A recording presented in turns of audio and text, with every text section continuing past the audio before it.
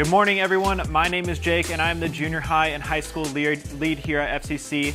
Before we start service, I wanted to share with you guys a little something happening in our junior high and high school ministries. For the past couple months, we've been outside, but we wanted to announce something that is huge, that we are moving indoors. We are moving back into the shed, which was always the place that we love to have our youth group at, and our midweek program. The way we wanted to celebrate that is we wanted to do a huge kickoff for our junior high and high school students at our programs called Core and Elevate. Those are going to be happening March 22nd for high school and then March 23rd for junior high. And during that night, we thought, hey, let's kick it off. Let's have a fun night together. We're going to be offering free pizza. We're going to have a time of worship together. We're going to play a huge group game together. We're going to sing together. We're going to have a huge message, a big message, and to kick off with that message, Also, at the end of the night, to wrap it up, we're going to have giveaways. So maybe your student gets to walk away with a gift from us. To find out all the safety protocols that we're taking, you can go to fcchb.com/nextgen to find out more information about these events. But hey, if you know someone that has a junior high or high school student, I would encourage you to share this with those parents. Let them know. Let your niece or nephew or friends' parents know about this, because we want this to be a huge night. The more students, the better. The louder, the better. That's how we want it to be. But hey, thank you so much for tuning in with us. FCC Live is going to start right now. Good morning, everyone. We are so glad to see you with us. Here we go.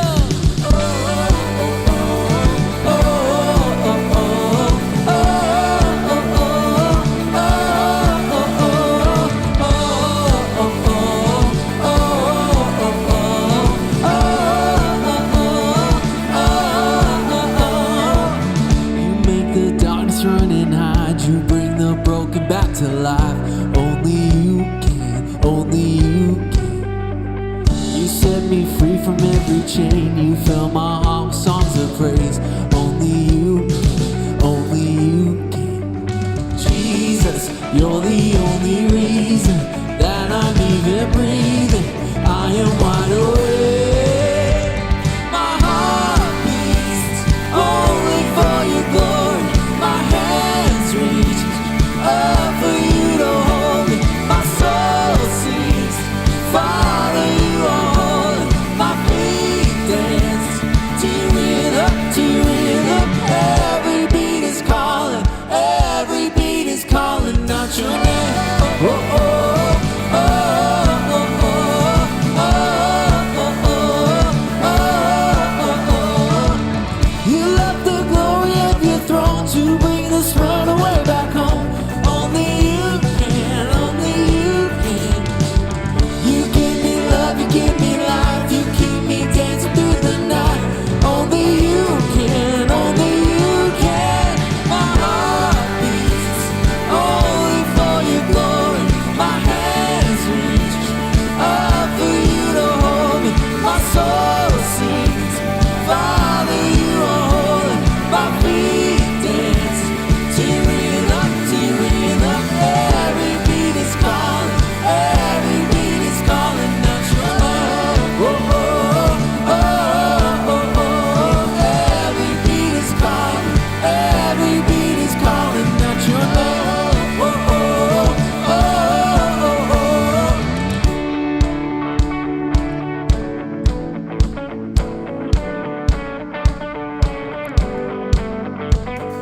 Jesus, you're the only reason that I'm even breathing. I am wide awake. You move me, your freedom is consuming. I feel you rushing through me. I'll never be the same. My heart beats only for your glory. My hands reach up for you to hold me. My soul sings, Father,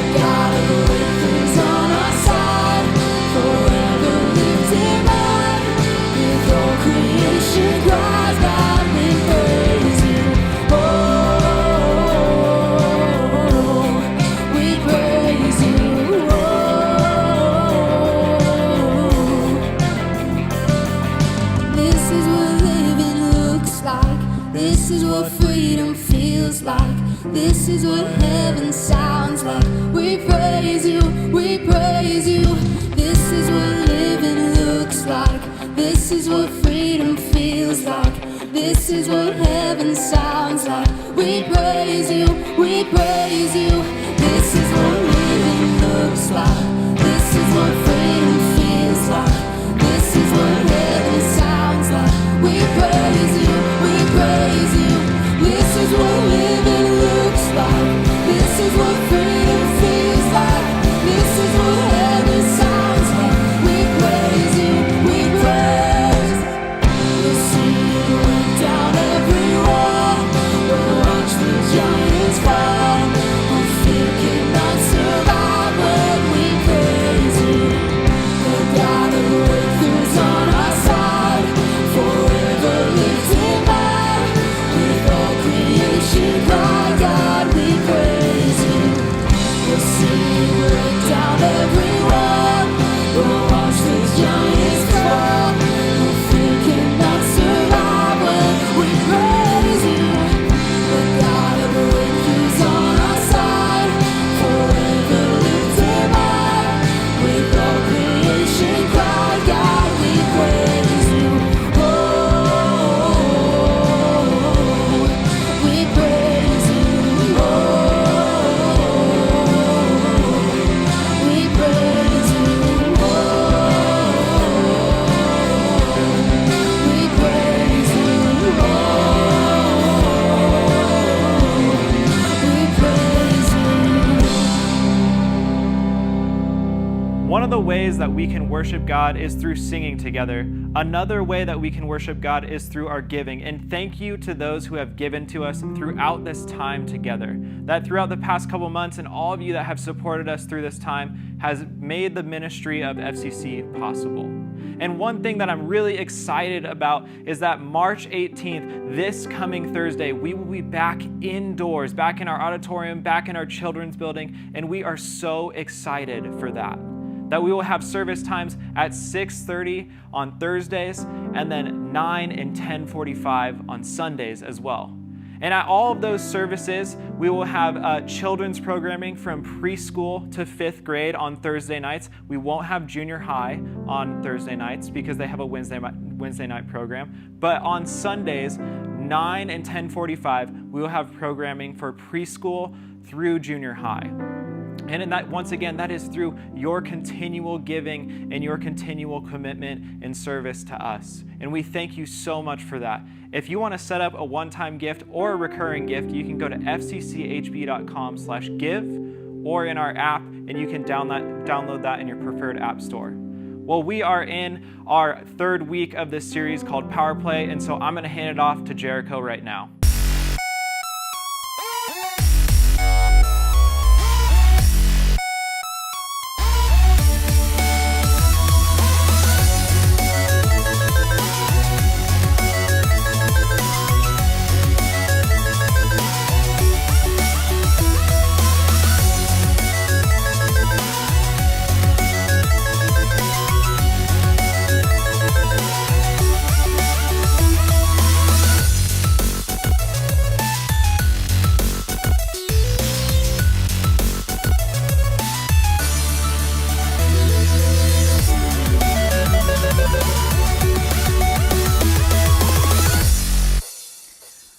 Start out by setting the record straight. Kobe Bryant is hands down the greatest basketball player of all time, no question. LeBron is cool, he's fun to watch. Okay, I'll admit, he's good, but Kobe Bryant is the greatest. And Michael Jordan, he should have never played baseball. And the Angels, they could win it this year. As my husband says, it could happen. For all you Star Wars fans out there, the prequels are awesome. And if you don't think so, you're just not a true Star Wars fan. And remember that dress from a few years ago, the white and gold one? It was actually white and gold. It was not black and blue. And lastly, if you don't believe that pineapple belongs on your pizza, I just don't even know where to go from there. You don't know what you're missing. Pineapple absolutely belongs on pizza.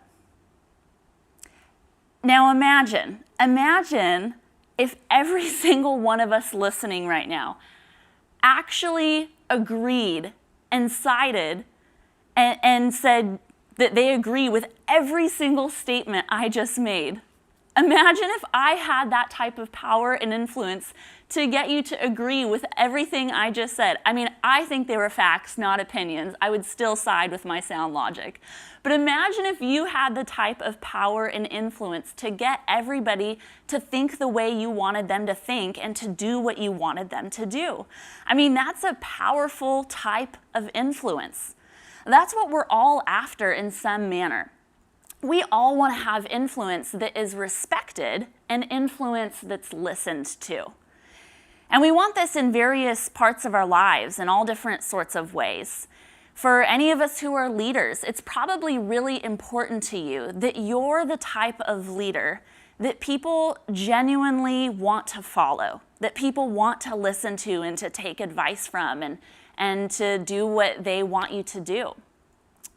For any parents out there, oh my goodness, parents, how awesome would it be if we could get our kids to buy into the fact that we truly want what's best for them and that we're saying what we're saying because we genuinely are looking out for their best interest. Or maybe you have a family member or a friend who's about to make a bad decision and you know it's not going to go well. And imagine if you said to them, hey, I really think you should do this instead. And they actually listened to you. That's an amazing type of influence and power. We're in this study these last few weeks and continuing where it's called POWERPLAY, and we are talking about the type of power and influence that Jesus used and the type of power and influence that the early Christian church used in the first century. Jesus was one of the most influential people to ever walk this earth. I mean, 2,000 years ago, he walked this earth, and today, over 2,000 years since then, literally a third of our planet chooses to associate with the life and teachings of Jesus. Now, whether they actually follow Jesus and are committed Christians, or maybe they just verbally associate with the Christian religion and with Jesus, that's a whole different matter. The point is, Jesus' power and influence is absolutely profound. Because 2,000 years later, the centuries that followed Jesus' life, billions of people chose and still choose to follow his life and his teachings. For somebody who is so wildly popular today, you would imagine that they had an immense amount of power and influence during their life. But that's actually quite the opposite for Jesus. Let's look at how actually little power Jesus had during his life. This is how little power and influence he had. He was born a middle-class Jew in a region controlled by Rome.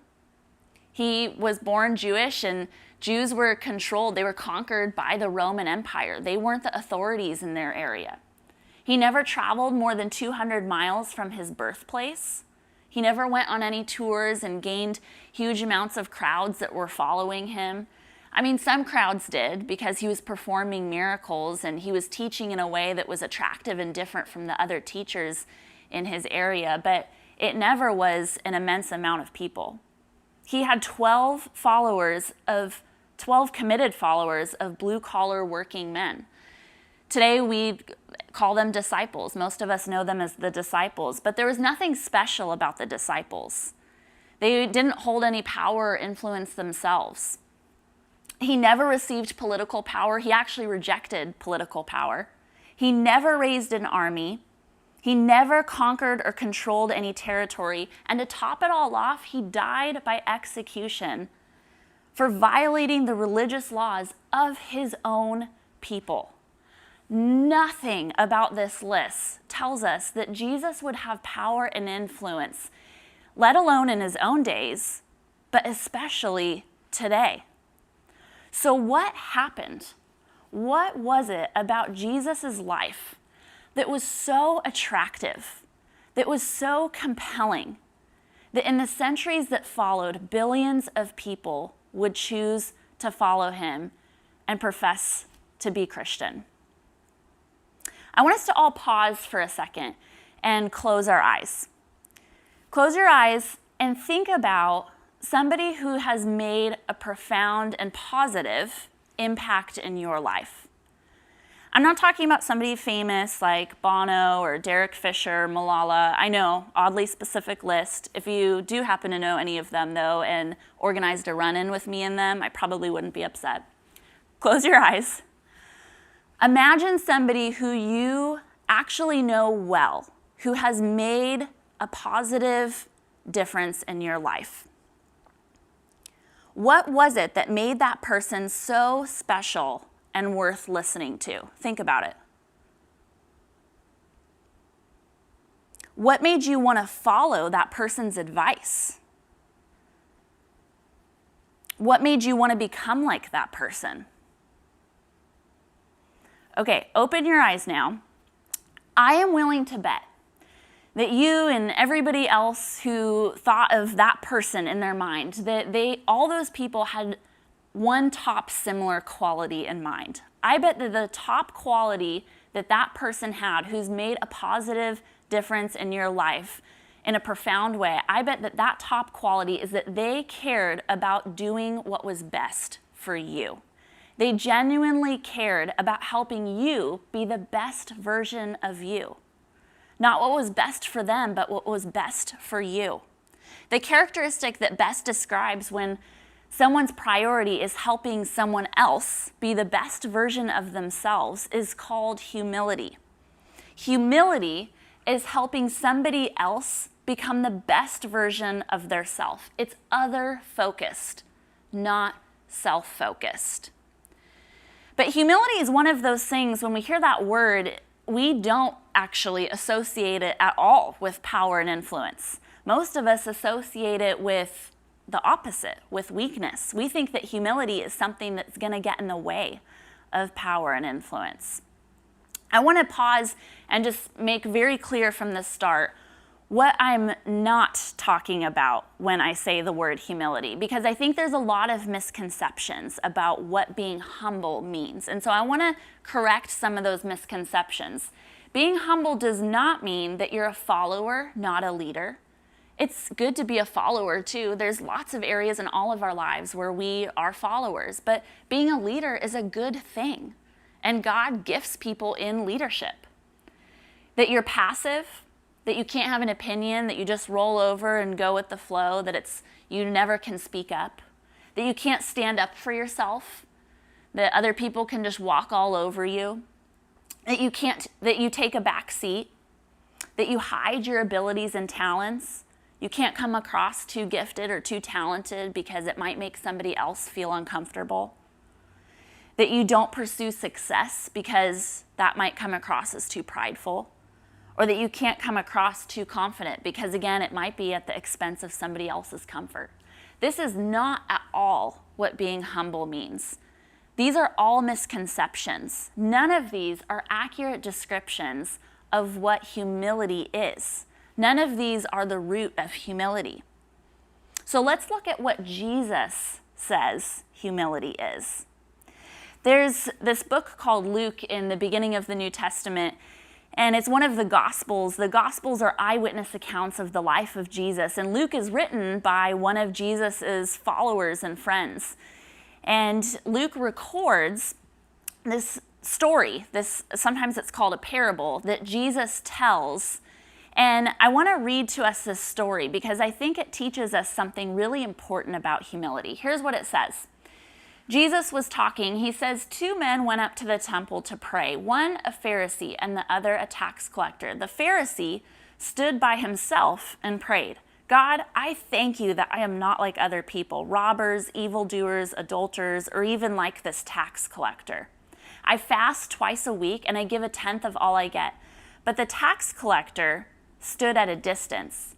He would not even look up to heaven, but beat his breast and said, God, have mercy on me, a sinner. I tell you that this man, rather than the other, went home justified before God.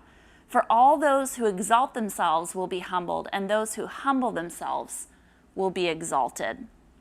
This story that Jesus tells, it starts out with a character called a Pharisee. A Pharisee was a religious leader in first century Judaism, and Pharisees would have been looked at as respectable. They would have been looked at as an example of what it means to be an upright, upstanding, moral, good religious person. Tax collectors would have been viewed as quite the opposite. Tax collectors collected taxes for Rome, and specifically, it was not received well when they collected taxes for Rome, when they collected from countries and people groups that Rome had conquered and now controlled. And so for Jews who were conquered and controlled by Rome, tax collectors were viewed as backstabbers and sellouts. And oftentimes they were almost viewed as on par with serious criminals. Some of us are like, I don't really have that much different about sentiments about tax collectors today. When the Pharisee prays to God, he thanks God that he's different from the robbers and the evildoers and the adulterers and the tax collector. And then he goes on with this list of telling God all the great things he's done for God, specifically giving and fasting. Notice how the Pharisee, when he prays this, thanking God of who he's not, that he's better than these other people, and tells God of all the great things, he's talking only about his own merit and his own position and his own greatness. It has nothing to do with his own need and dependence on God or what God has done in his life. But the tax collector, when the tax collector prays, it's presumed that he stands farther back, because what he's about to pray is not a flattering thing. He identifies himself as a sinner. He accurately identifies the wrongdoings he's done in his life. He doesn't try to gloss over it, and he doesn't try to give this list of all the good things he's done to outweigh the bad things he's done. It's presumably thought maybe that the Pharisee is standing out front, soaking in the praise and approval of others as he prays in the temple, hoping that others will think good thoughts about him because he's doing this good act of praying. But I can only imagine the tax collector standing back quietly and with a broken heart, embarrassed, saying, God, have mercy on me, a sinner. In this story, Jesus says it's the tax collector who's justified and made right, not the Pharisee. The tax collector is genuinely grieved by the ways that he's hurt God and hurt others. Being humble requires that we are real and authentic before God about the sin in our lives.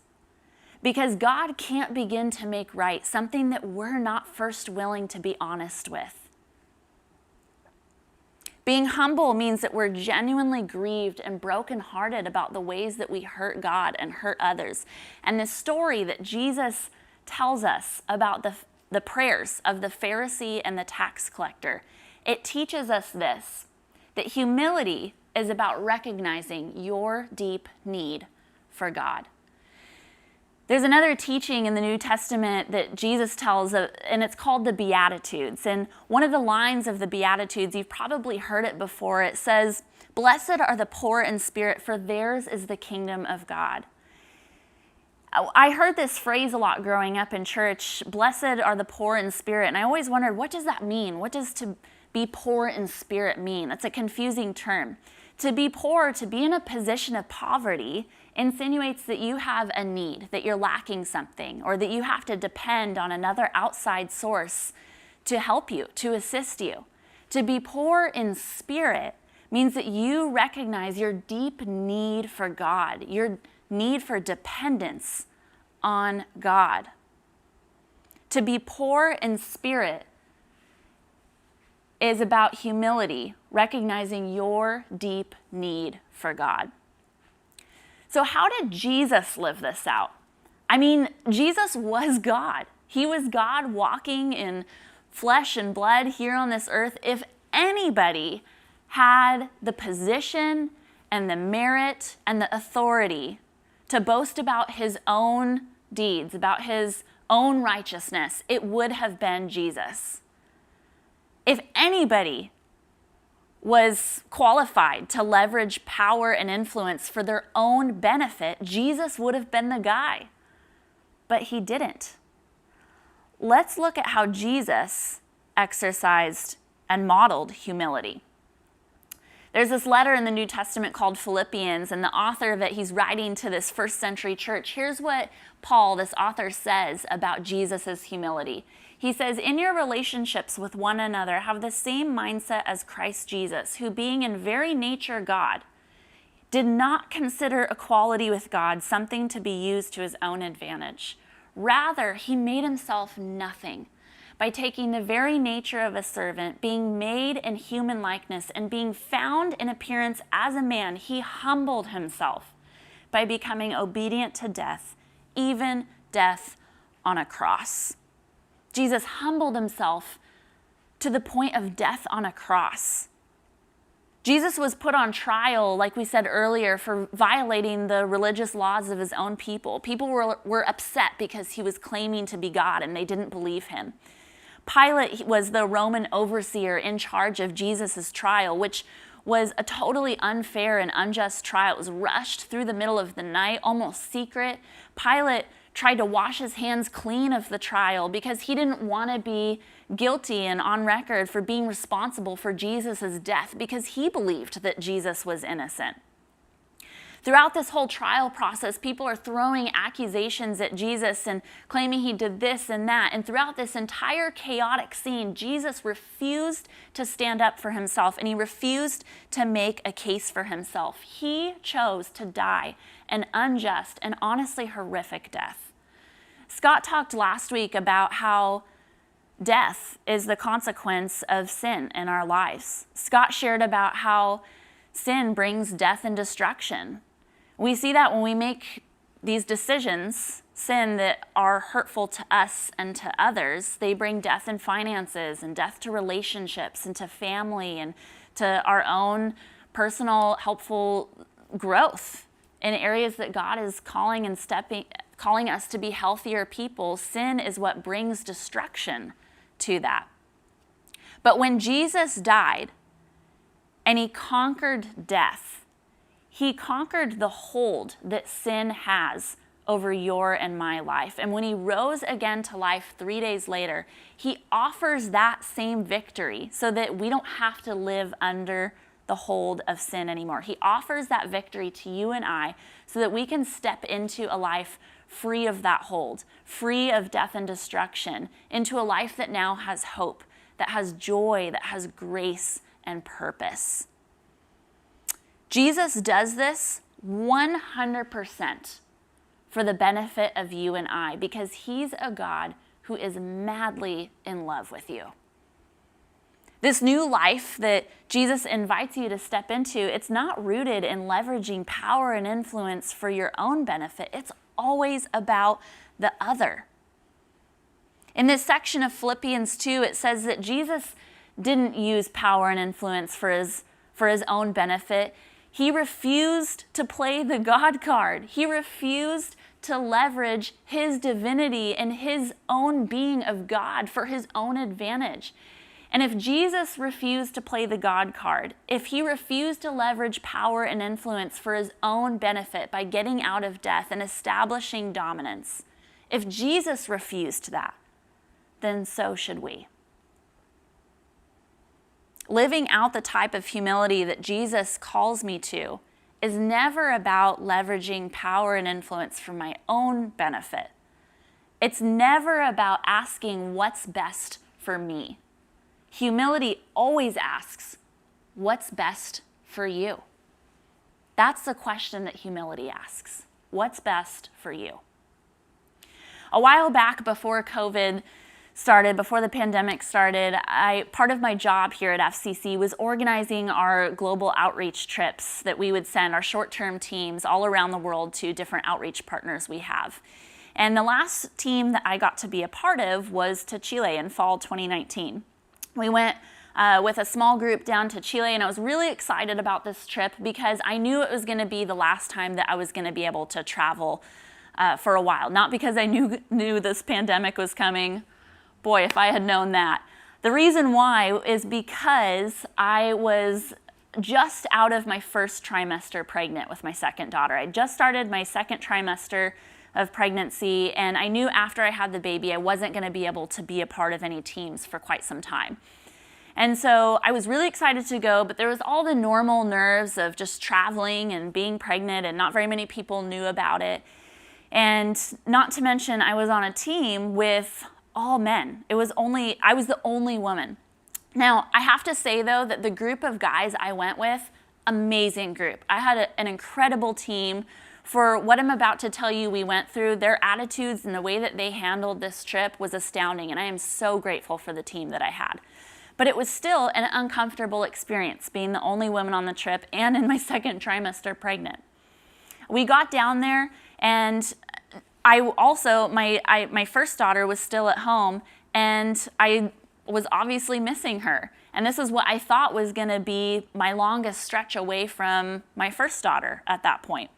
I got down there, and the first day that we got there started some political and social unrest. It was really unexpected, and we thought this will just blow over, it won't be a big deal, but it didn't blow over, and it did become a big deal.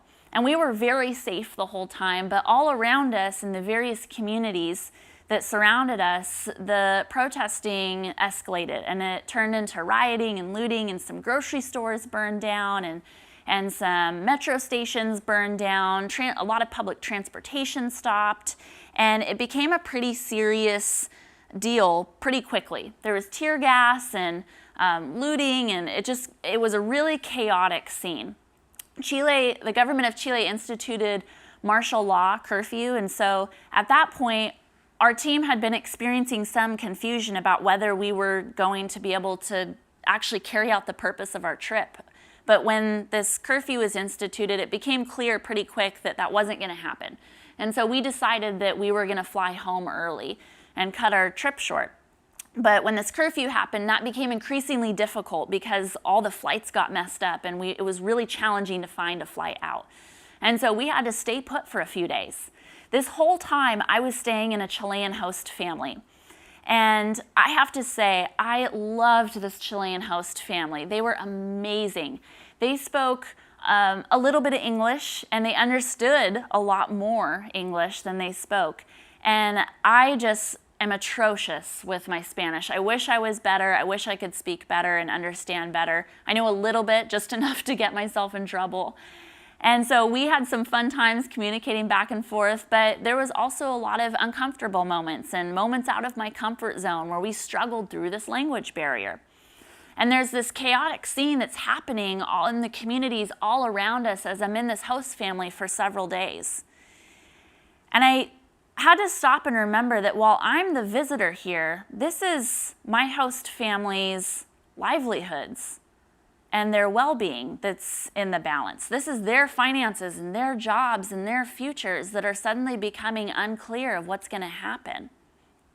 It would have been really understandable if they had gone back to our field workers and said, hey, we need somebody else to host her. This is not a good time. I would have totally understood that, but they didn't. Instead, they rearranged their whole lives to look out not only for their own needs and their own well-being, but for mine as well. They all moved around their sleeping arrangements, and they stayed in one bedroom together and offered me the only other bedroom in the house.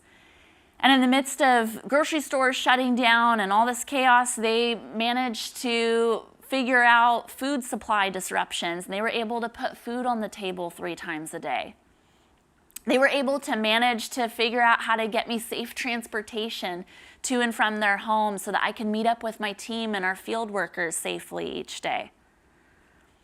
They kept me safe inside their home and hosted me during what was likely one of the most chaotic times that this family has ever faced. Their care and concern for my well-being is something I will never forget, because it reminds me of the humility that Jesus calls us to have. I learned so much from them about what it looks like to practically live out this type of humility that Jesus models. The humility that my host family showed me, and ultimately the humility that Jesus lived out was centered on the question, what's best for you, not what's best for me. It's always about what's best for the other. When you make it your life mission to ask what's best for someone else, to help somebody else become the best version of themselves, you are communicating the true power above all other powers, and it's Jesus. I mean, Jesus exercised the ultimate power play, defeating death. And now he gives us that victory over death to you and I. He gives us that victory and invites us to step into this new life of freedom and hope. This is what was so attractive about the life of Jesus, and it's what made the first century church this explosive expansion, this contagious expansion that was so attractive to others. But it's not because they established dominance and rule and they established and leveraged power and influence for their own benefit. It's because it was always for the other's benefit.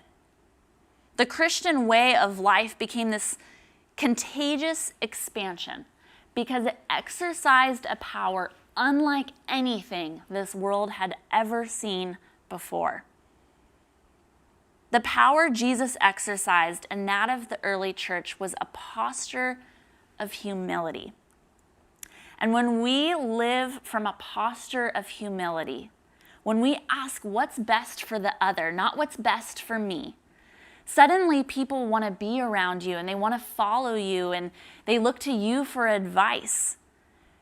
But it's not because of your greatness. It's because of his greatness. And it's because you care about helping somebody else be the best version that God is calling them to become. You and I can live out that same humility, that same power, influential power, when we ask every day and live from this posture of humility that asks this question, what's best for you, not what's best for me? Let's pray. God, we thank you that you laid down your life and took on this posture of humility, that you took on the likeness and nature of a servant, that you loved us so incredibly much, that you died purely for our benefit because you wanted to make a way back to a restored relationship, that you wanted to offer us grace and hope. I thank you for that. I pray for anybody right now who doesn't feel loved and who doesn't feel valued, that the fullness of your love and adoration for them, that it would just completely envelop and surround them, that they would feel your power and your presence, your care and your incredible love for them. God, I pray that love would compel us to be that same force in our community, that we would be able to always ask the question, what's best for the other, not what's best for me, that you would make that answer really clear. We pray all these things in your powerful name, Jesus. Amen.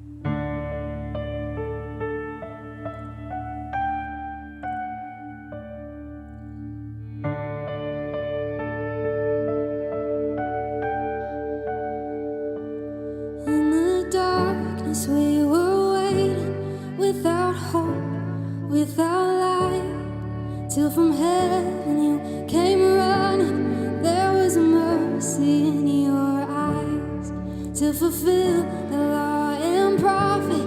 To a virgin came the word, from a throne of endless glory to a cradle in the dirt.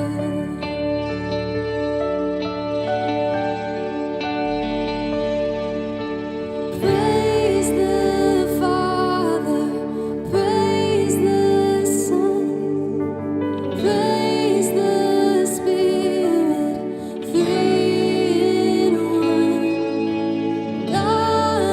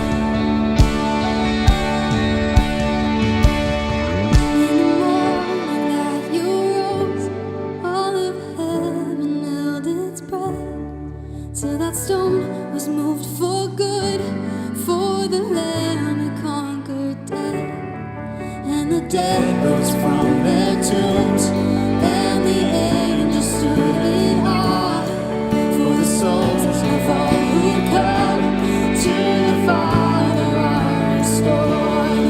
And the church of Christ was born. Then the Spirit lit the flame, and His gospel to the Lord shall not kneel, shall not fade. By His blood and His name, in His freedom I am free. For the love of Jesus Christ, who has resurrected me.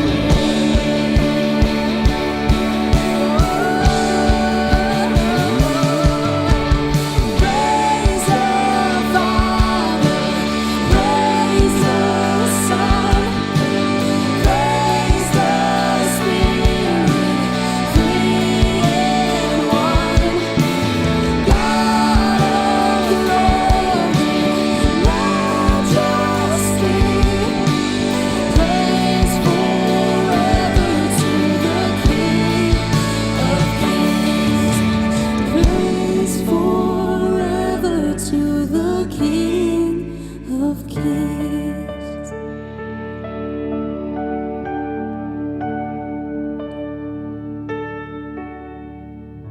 Thanks for joining us today. One more thing before you go. It is crazy to think about, but Easter is coming up, and we have Easter service times on our website, and those are April 3rd at 5 p.m.